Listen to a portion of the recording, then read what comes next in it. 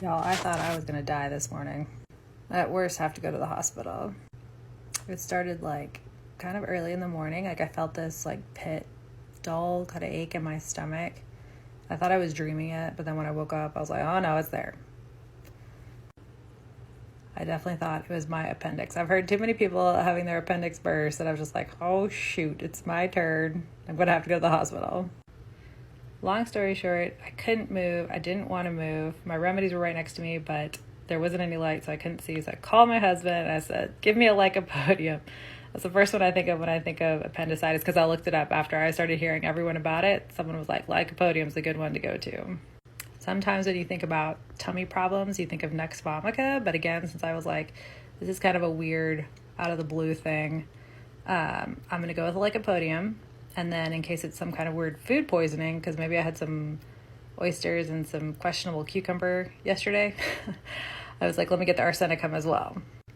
So in quick succession, I took the arsenicum, and then I tried to sit up, and all the blood just started pumping in my body, and I was kind of like, oh my gosh, this feels terrible. But I had to go to the restroom, so that was good, and I had a soft bowel movement, so I was like, okay, good, this is the end of the tunnel. Nope.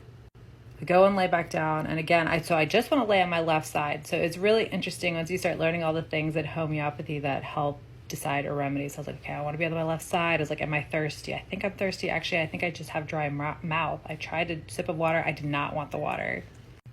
So I got back to my bed. I was laying down, and the blood was just pumping, and I felt like maybe I was having a problem breathing. So I thought about carbo veg, which is really good if you can't breathe. And I also think of it sometimes for stomach ailments. I think it's actually made from charcoal, which is really good kind of on a natural side to take for tummy issues. That definitely helped me kind of catch my breath, and I could feel my blood slow down. It was really cool. So then I still had this kind of sensation of it was just pumping the blood, around, and I still had that dull pain in my right.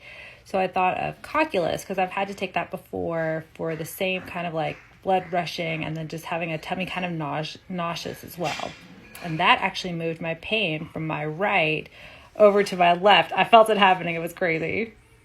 And then I wanted to start crying. I was like, oh, I really want someone to come and comfort me. So with the pain moving from right to left, or just having that changeability and then having this crying sensation, I was like, maybe pulsatilla is a good one. I also wanted to take Ignatia, because I thought that was really good for when I have the sense of wanting to cry. Didn't have it in my kit. I finished up with 2 doses of China for dehydration, and now I'm gold. Homeopathy for the win.